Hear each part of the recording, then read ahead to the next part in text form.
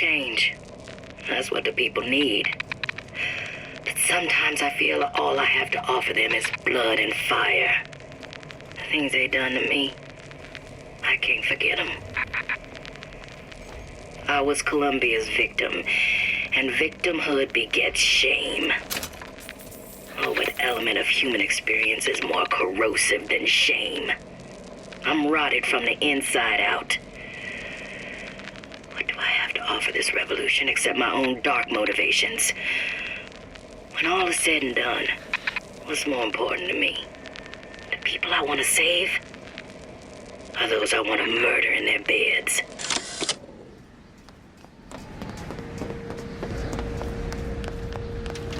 Don't believe any of it. We abide neither dilly Who's out there?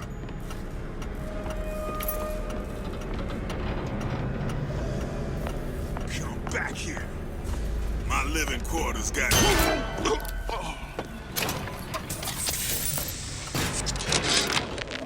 Yeah, there's a war coming. You can smell it in the air.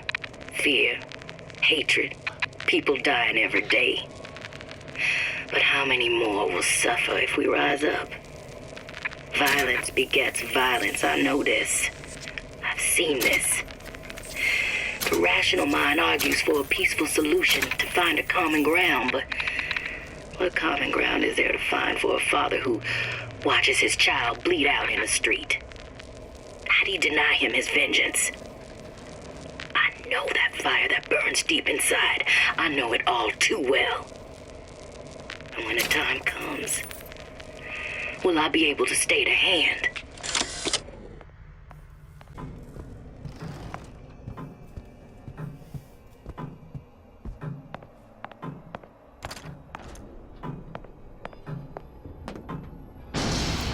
Think. A giant clock. Sort of. Looks like the mechanism unlocks certain activities when Fink gives his blessing.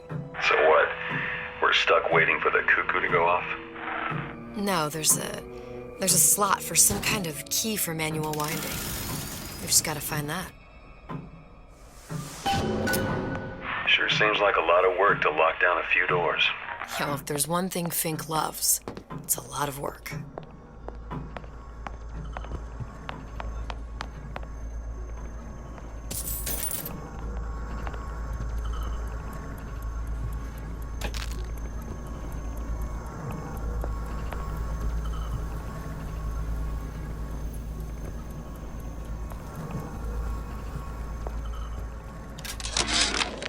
Our current state of being, or lack thereof, has left my brother unfulfilled.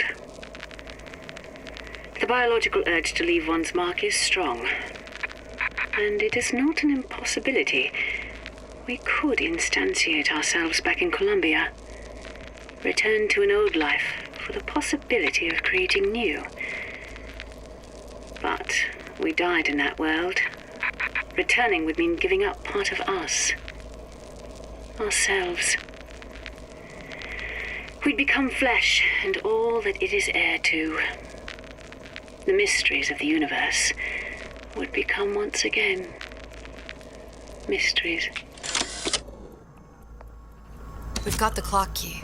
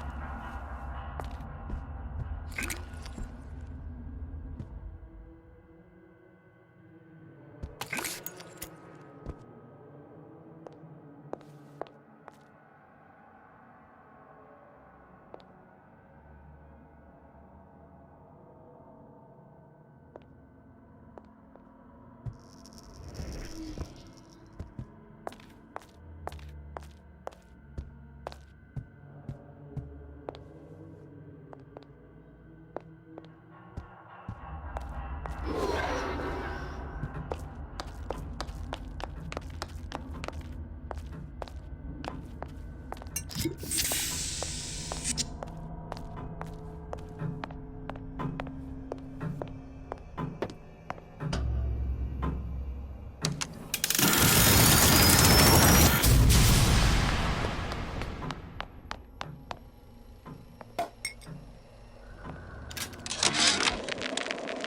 slugs.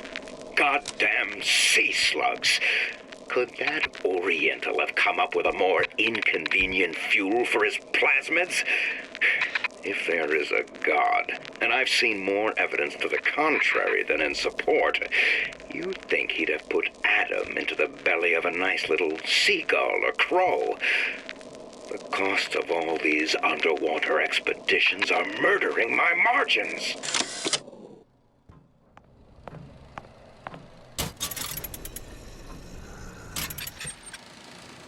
As to the matter of religion, let me place myself in the camp of the agnostic. I pretend to understand the mysteries of the infinite no more than you, Comstock, or anyone else for that matter. But for the sake of argument, let's say this is all one unhappy accident, and we're all alone in our toils.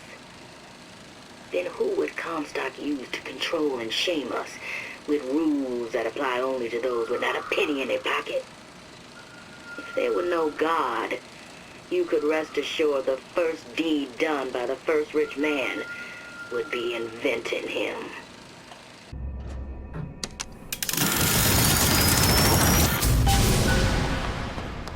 Good. How to get that idiot his lock of hair.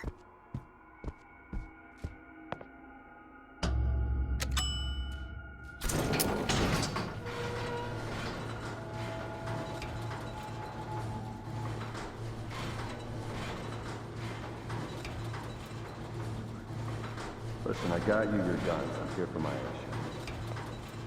But my Booker DeWitt died for the Vox Populi. You either an imposter or a ghost.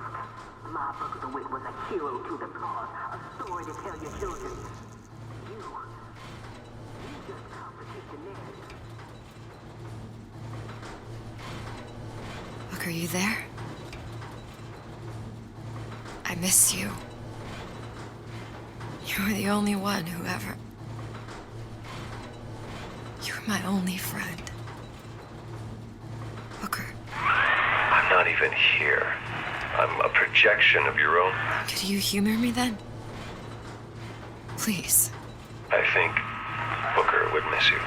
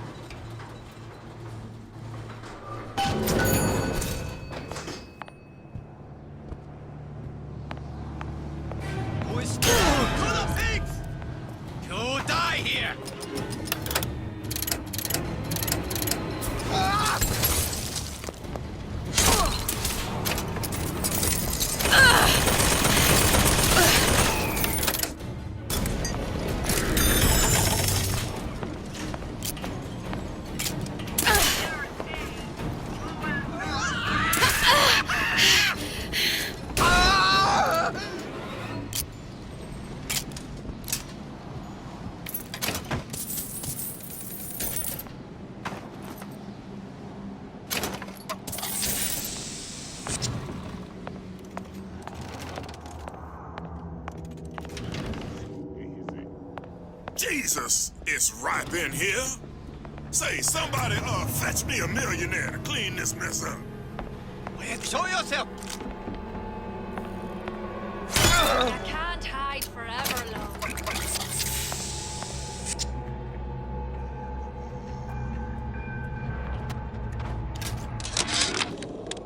Comstock promises there's nothing to be worried about.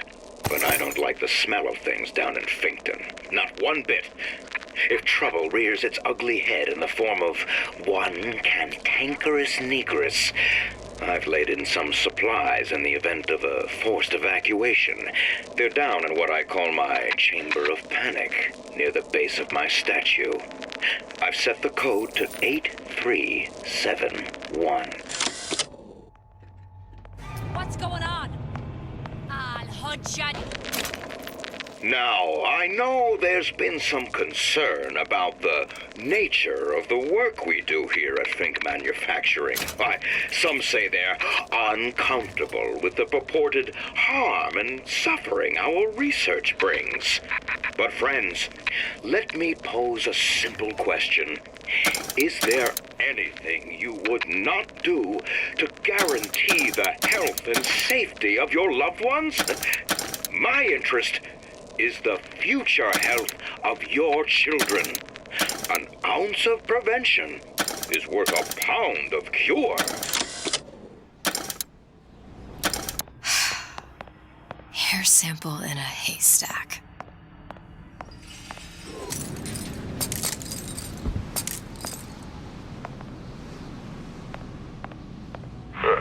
Seems like Fink and Suchong were sharing their research. Like the Lutesses. Cross-reality collaboration.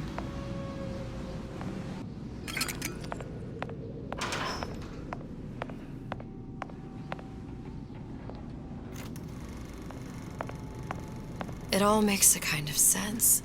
The little sisters and the big daddies. Songbird and me. Constants and variables.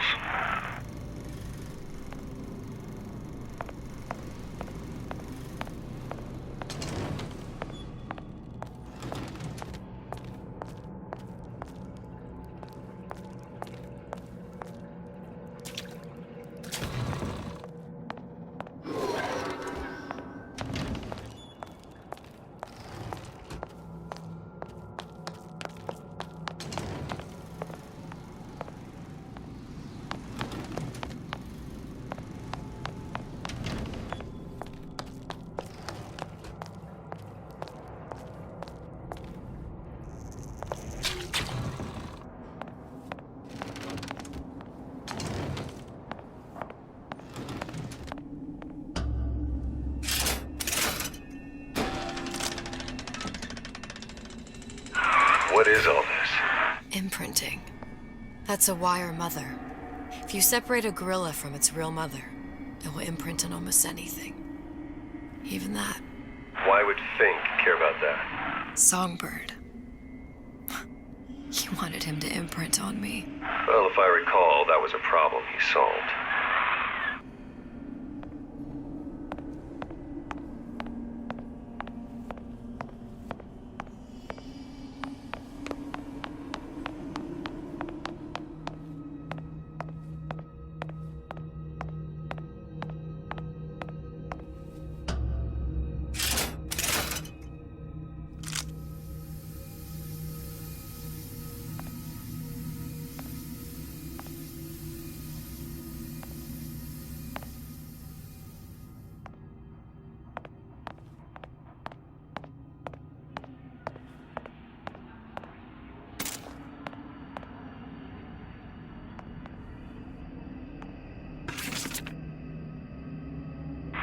What's that? It's a skeletal formula for oxytocin. That's the chemical that bonds mothers to children, women to men, and... Songbirds to little girls? Apparently not. Fink dismissed it as an unsuitable vector. These poor things. Fink couldn't get them to imprint, so I left them to die.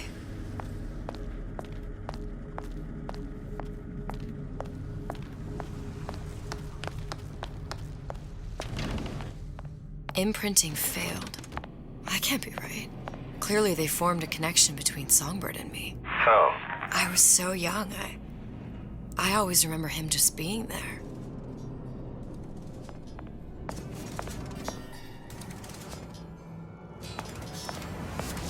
It must be a prototype or something. Is it a human? Does it matter?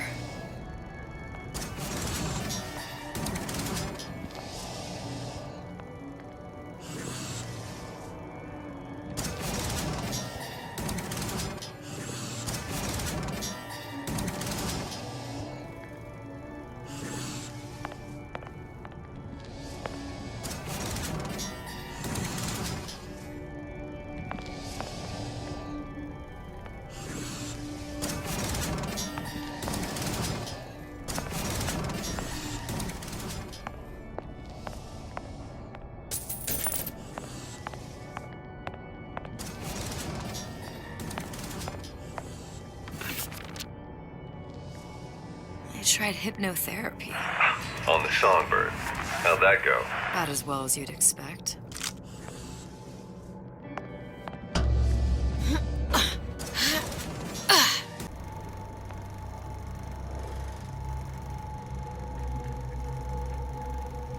Booker, the little girl in the film. It's me. My God. Oh, I remember he'd crashed into the tower. I guess he was in some sort of fight. I waited there thinking I don't know, that something would happen, but he just lay there, moaning. I couldn't just... The line with the thorn in its paw. So much for science. I should have just left him there to die. I should have just... I will never escape it. Exploited, exploiting, me, Comstock, you, Sally. It's like a wheel of blood spinning round and round. Well, this must be the genetic sample Suchong wanted. He sent you all the way back here for a sample of your own hair? He doesn't know I was once the child that imprinted on Songbird. But to him, all the answers lie in DNA. Men like Suchong mistake an ounce of empathy for a pound of science.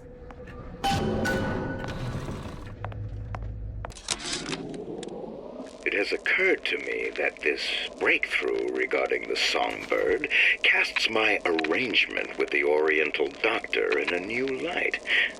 What more could be gained by this continued partnership? What secrets that I could not answer for myself? Suchong can only offer table scraps, and Jeremiah Fink has richer meat in mind.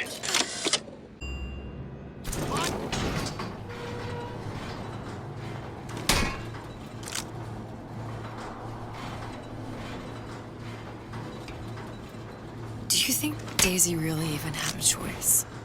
What do you mean? Right about now, I'm planting a pair of scissors in her back to protect a child she was never going to harm. She chose to die for her revolution. What about me? For all the endless worlds, all the infinite possibilities. Did I ever even have a choice? Did you? Yeah. Booker thought he did. Look where it got us. Right back where we started. All these infinite universes. And yet we end up just going down the same paths. Now I'll take your meaning. My father sold me to settle a marker. Comstock locked me up in a tower. And I sold Sally for what? Revenge? To prove a point? And yet, here you are, settling the debt. And say we find her. The old past their damage to the young. Isn't it too late for her now? Well, I'd say that's up to her to decide. Just as coming back here was up to you. Rapture runs on children. Little girls with gold growing in their bellies. I'm not gonna break any cycle. If I'm lucky, maybe I can dent it. Just a little. Pretty lady has the hair?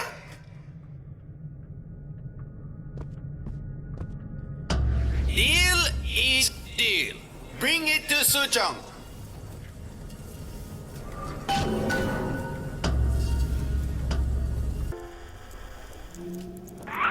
Pretty lady put hair sample in tube. Then, business is finished. What's going on out there? Bloodshed, violence, but not relevant to our arrangement.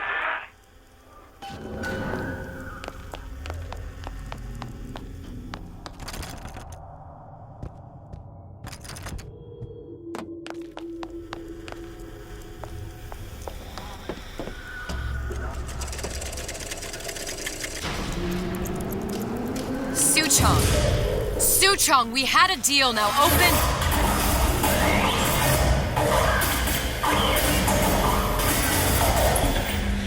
You know what they call someone who enters a man's home uninvited? A thief. And I do not remember inviting you into my city. I had a deal with Suchong. Yi Suchong is my employee. It was not a deal he was authorized to make. What do you want? I granted Atlas and his thugs asylum. You serve those same men in a desire to escape from my generosity. If they shall not have asylum, then they shall have liquidation. Give a parasite an ounce of charity, he'll demand a pound. I'm just looking for a girl that was taken from me. A little sister. I don't claim to understand what you are, but I know that you are special. There is business we can do together. And so I give you a choice. Work for me or die with Atlas. I'm not going anywhere without that girl. If it's a little sister you want, that shouldn't stand in the way of commerce. I've got dozens of them. I won't leave without her. My men stand ready to take down the door. In 60 seconds, they will enter the room. They will either treat you as a valued employee of Ryan Industries, or as a thief in the night. 60 seconds. There must be half a dozen of them or more.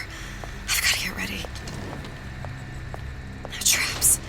I can use the plasmids as traps and seed the room with them. I gotta find somewhere to hide and surprise them. Take them down one by one. Booker, I'm scared. They'll underestimate you, Elizabeth. People always do. 40 seconds. You know what I see on your face? Uncertainty. Who is this girl to you? 30 seconds. Do you know the value of the shark? Without them, the sea would be littered with the detritus of the weak. The men who come for you have much in common with those great animals. What sharks do for the ocean, these men do for rapture. 20 seconds. I will tell you something you already sense. Atlas does not honor agreements. Andrew Ryan does. I cannot save your Sally, but I can save you.